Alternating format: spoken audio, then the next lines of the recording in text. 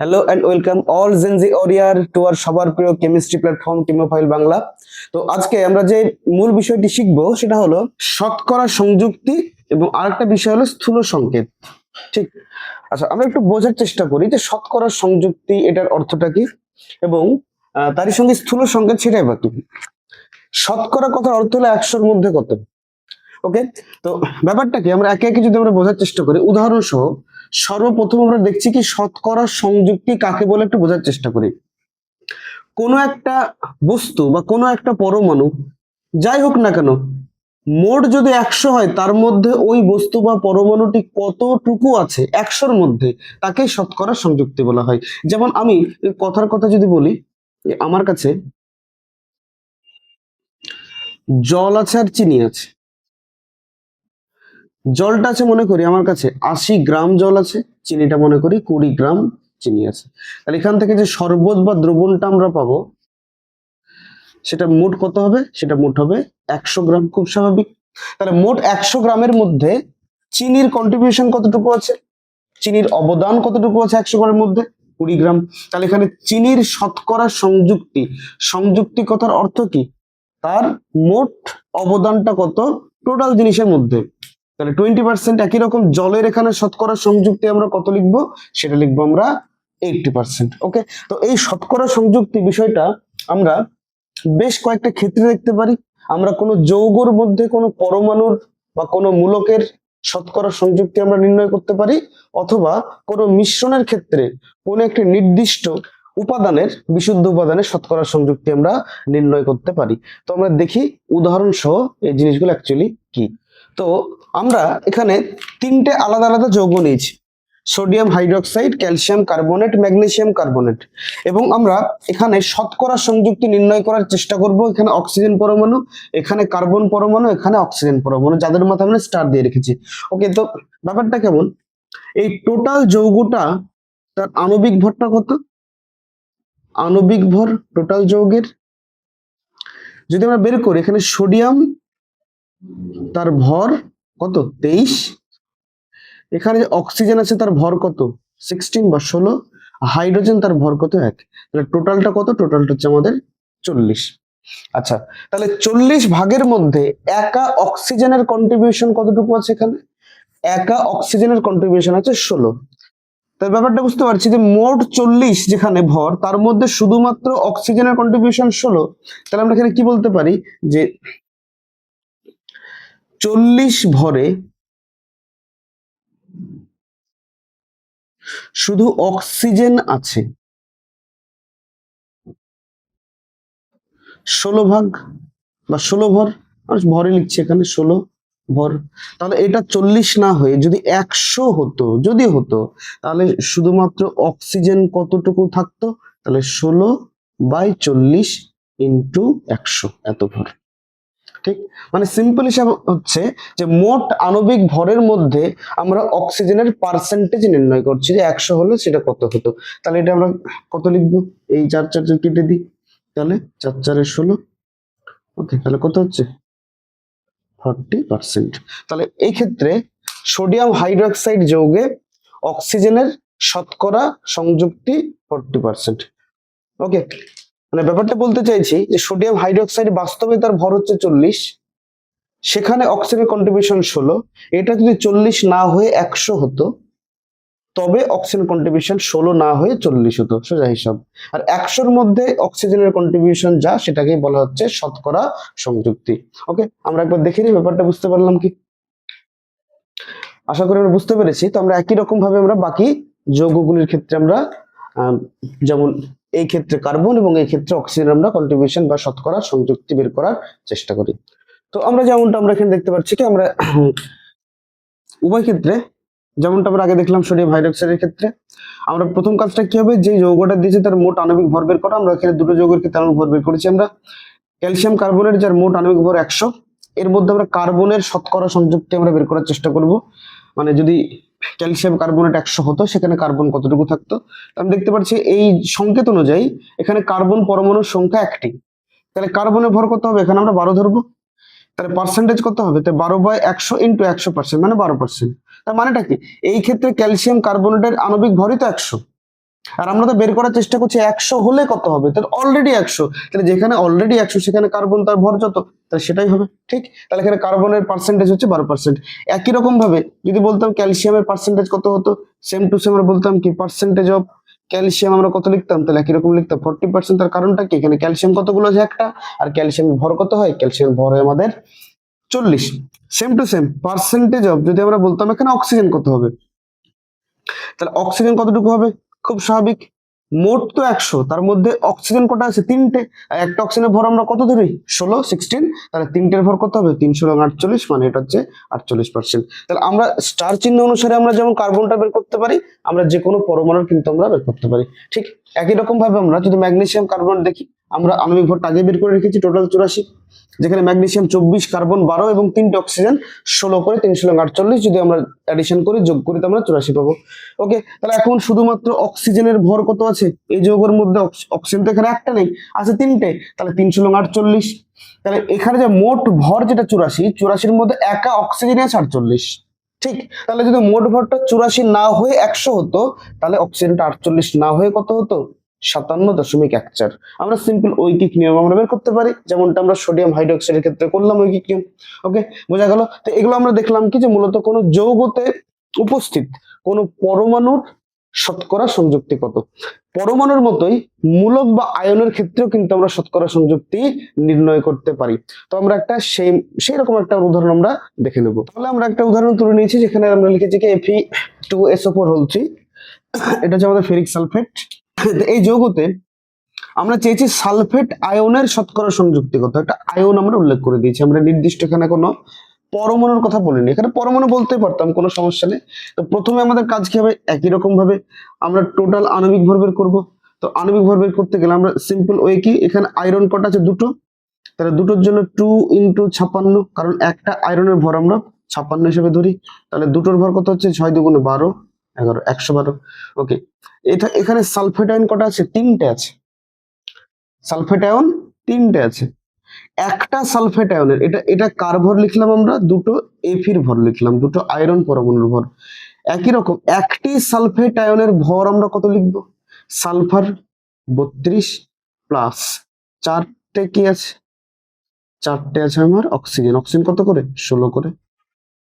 এটা ভালো করে দেখি আমরা, এই যে উইদিন সেকেন্ড ব্র্যাকেট যেটা লিখলাম, সেখানে একটা সালফারের ভর আছে আর 4টে অক্সিজেনের ভর আছে।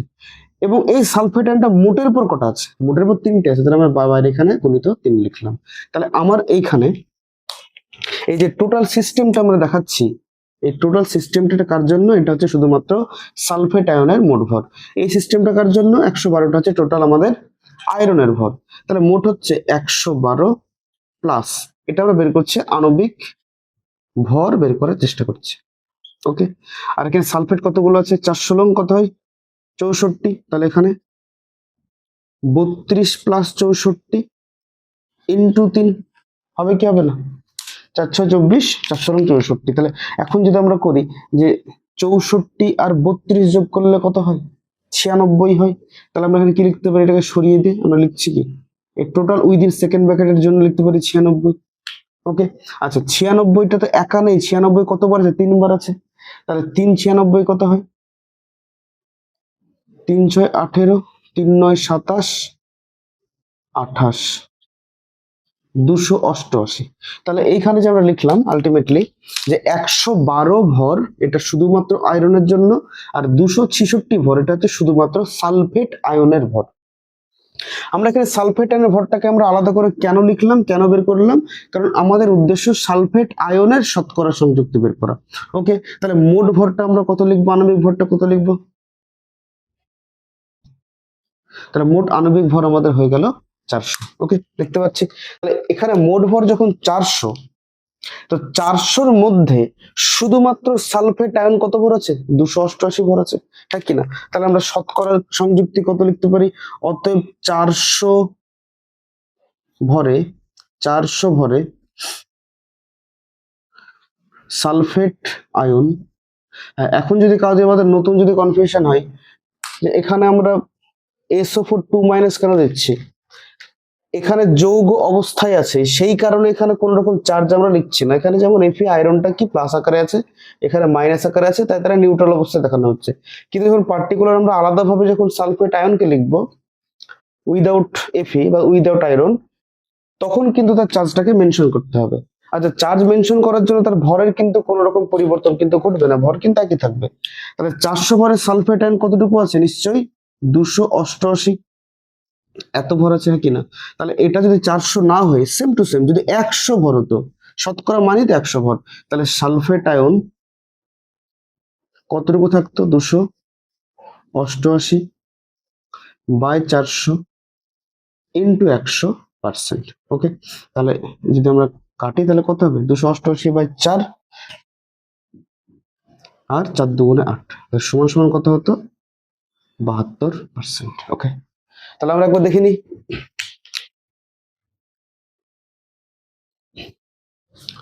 তো আশা করি আমরা বুঝতে পেরেছি। তো আমরা যাই এখানে সিঙ্গেল যৌগের ক্ষেত্রে যেমন আমরা শতকরা সংযুক্তি বের করছি, আমরা একই রকম মিশ্রণের ক্ষেত্রে আমরা বের করতে পারি। তো সেই একটা আমরা উদাহরণ আমরা দেখে নেব। তাহলে যেমনটা আমরা একটা উদাহরণ নিচ্ছি, আমরা এখানে একটা সিঙ্গেল ওই যৌগ নিই, আমরা এখানে একটা মিশ্রণ নিচ্ছি, ভালো করে খেয়াল করে দেখি। ওকে, এই একটা পাত্র আছে, যে পাত্রের মধ্যে এই দুটো ক্ষারের মিশ্রণ আছে, সেখানে সোডিয়াম হাইড্রোক্সাইড আমরা 2 গ্রাম নিয়েছি এবং আমরা ক্যালসিয়াম হাইড্রোক্সাইড আমরা 5 গ্রাম নিয়েছি।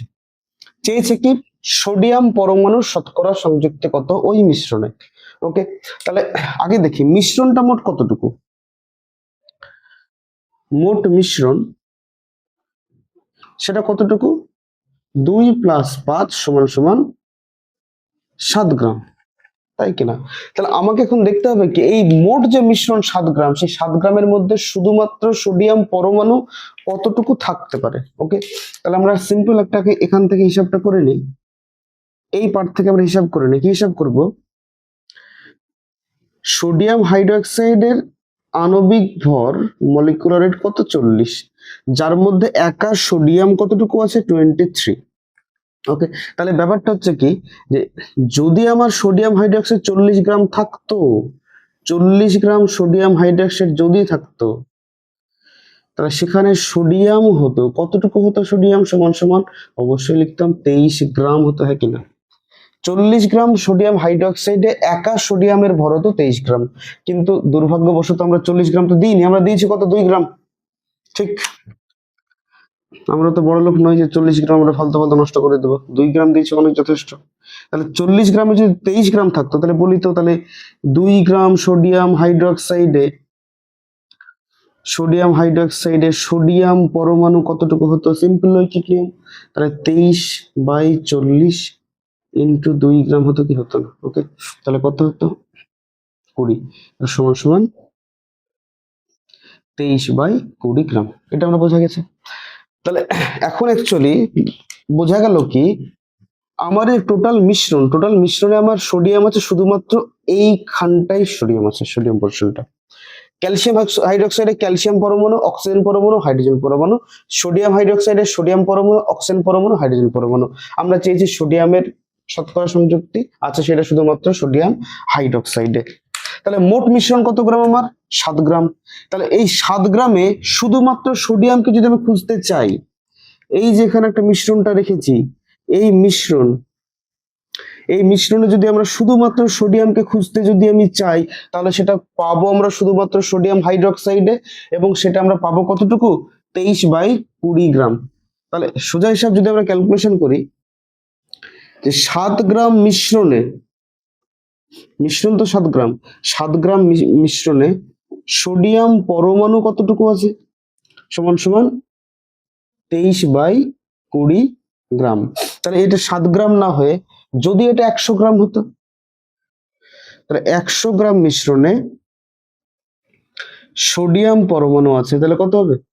তাহলে 23/20 ইন্টু 1/7 ইন্টু 100, এত। তাহলে 100-র মধ্যে যত সেটাই তার শতকরা সংযুক্তি। আচ্ছা, এটা যদি আমরা কাটাকাটি করি তাহলে কত হচ্ছে আমরা হিসাব করে দেখি। তাহলে 16.4 গ্রাম। তাহলে শতকরা সংযুক্তি কত লিখবো আমরা সোডিয়ামের? তাহলে সোডিয়ামের শতকরা সংযুক্তি 60.4%। কোথায়? সেটা হচ্ছে অবশ্যই আমাদের মিশ্রণ। যেমনটা এখানে সোডিয়াম পরমাণু বের করতে বলেছে, একই রকম এখানে বলতে পারতো ওখানে হাইড্রোক্সাইড আয়নের শতকরা সংযুক্তি কত। হাইড্রোক্সাইড আয়ন মানে কি OH মাইনাস, তাহলে OH মাইনাস কোথায় কোথায় ছিল? OH মাইনাস সোডিয়াম হাইড্রোক্সাইড এখানেও ছিল, আবার এখানেও ছিল। ওকে, তাহলে একই রকম সবাই একটু করার চেষ্টা করবে, এটা মনে করে, এটা তোমাদের জন্য হোমওয়ার্কই থাকলো। তাহলে OH এর ভরটা কত হয়? OH এর ভরে নর্মালি 17। তাহলে 17 এখানে ছিল, আর এখানে দুটো আছে, তাহলে এখানে 34 এখানে আছে, তাই কিনা? তাহলে আমাকে ক্যালকুলেশন করতে হবে এটা 17 কখন হবে, যদি মোট 40 হয় তখন 17, কিন্তু আছে কত 2, সেই হিসাবে ওইচটা এখানে কত, সেম টু সেম ক্যালসিয়াম হাইড্রোক্সাইডের আণবিক ভর যত হবে সেই হিসাবে এটা কত আছে 34, তাই তো? এটা টোটালটা কত 34 আর এখানে 40, তাহলে কত হচ্ছে 74, মোট 74 এ সোডিয়াম হাইড্রোক্সাইড আয়ন আছে 34। তাহলে 5 গ্রামে কত সেই হিসাবে বের করতে হবে, বের করার পর একই নিয়মে আমরা হাইড্রোক্সাইড আয়নের আমরা শতকরা সংযুক্তি নির্ণয় করতে পারি। তো একবার আমরা দেখে নিই, আশা করি আমরা বুঝতে পেরেছি। তো পরবর্তী ক্লাসে আমরা অবশ্যই এই সম্পর্কিত দু একটা আমরা নিউমেরিক্যাল বা প্রবলেম আমরা দেখব।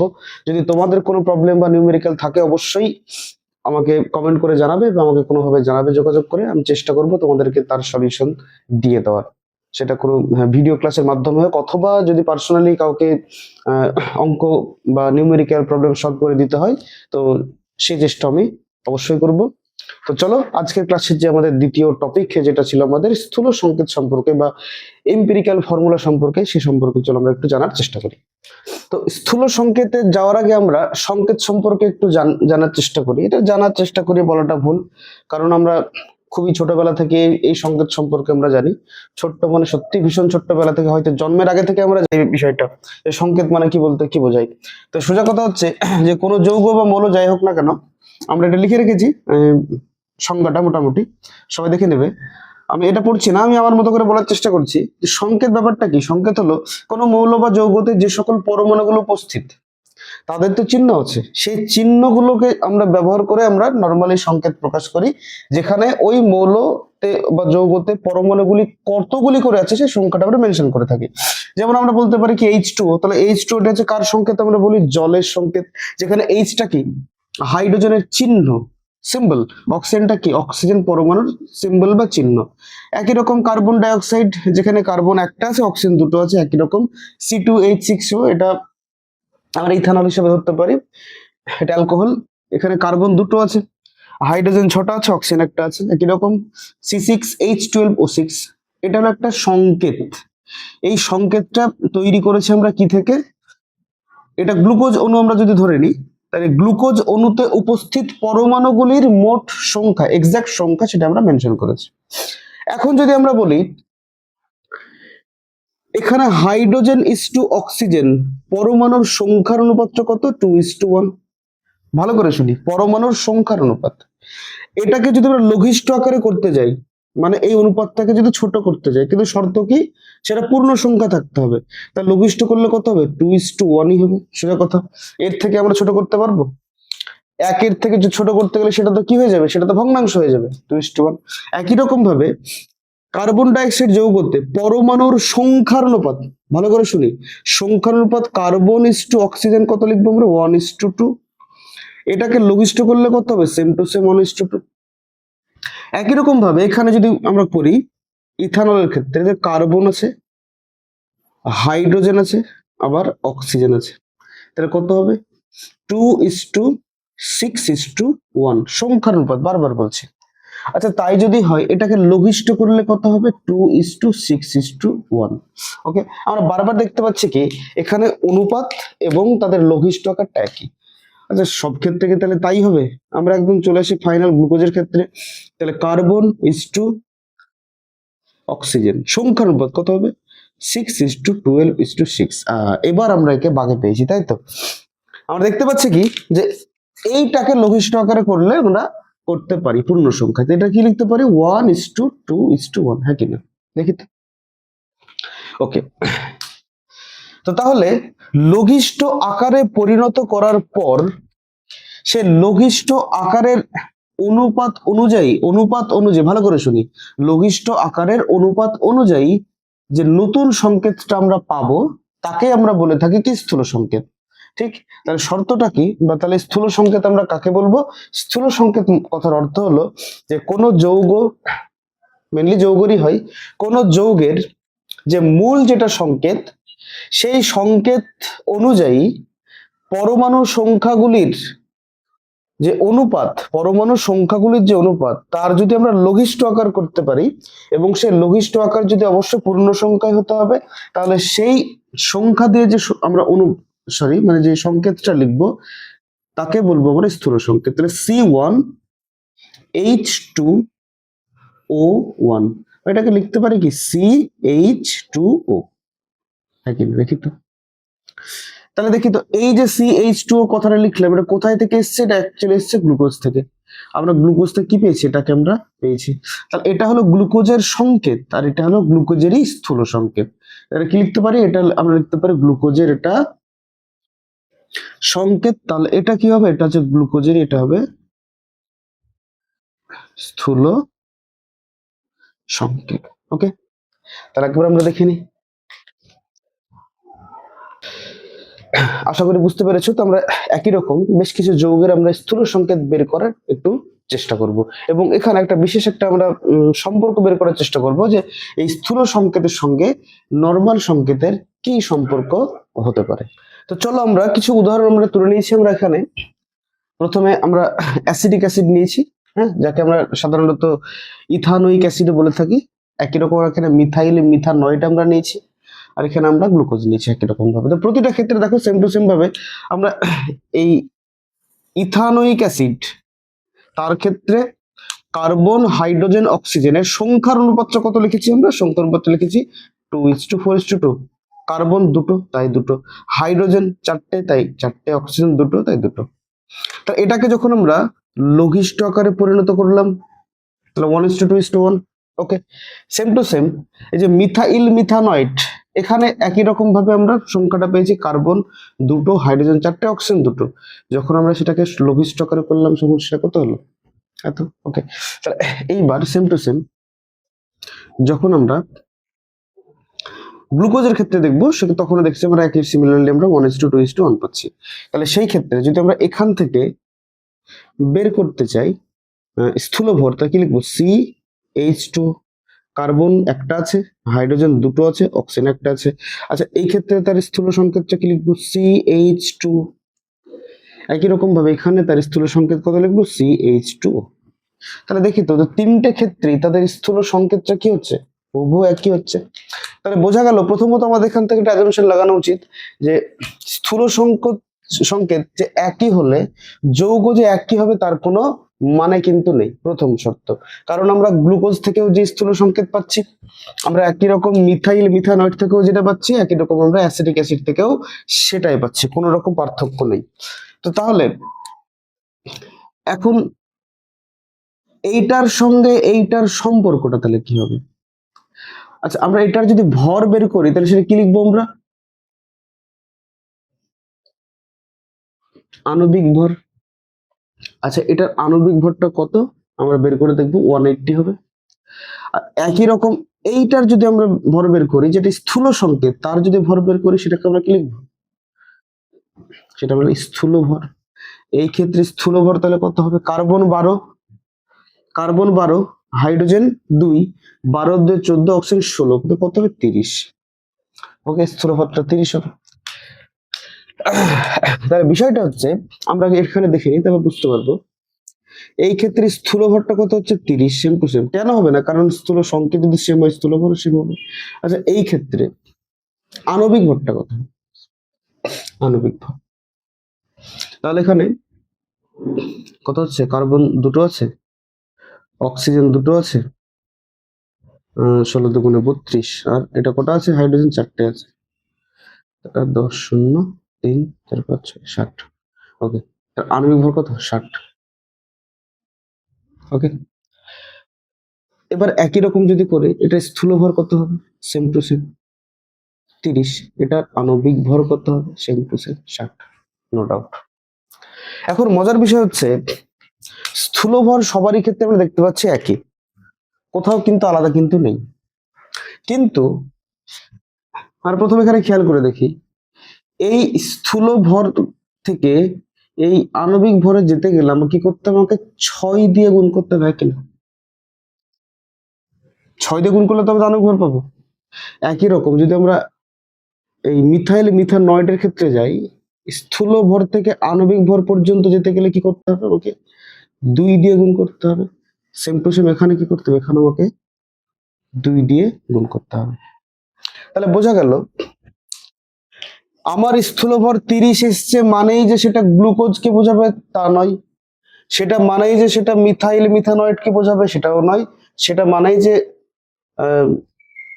অ্যাসিডিক অ্যাসিডকে বোঝাবে সেটাও নয়। আমার যদি স্থূল ভরের সঙ্গে যদি আমরা 6 গুণ করে দিই তবেই সেটা গ্লুকোজকে বোঝাবে, যদি আমরা 2 দিয়ে গুণ করি তবে সেটা মিথাইল মিথানয়েডকে বোঝাবে অথবা অ্যাসিডিক অ্যাসিডকে বোঝাবে। ওকে, আমরা এই দুটো কেসের জন্য পরে যাচ্ছি। আপাতত আমরা একটু বোঝার চেষ্টা করি যে স্থূল ভর তার সঙ্গে যদি আমরা এন ফ্যাক্টর গুণ করি তাহলে আমরা কি পাই, তাহলে আমরা পাই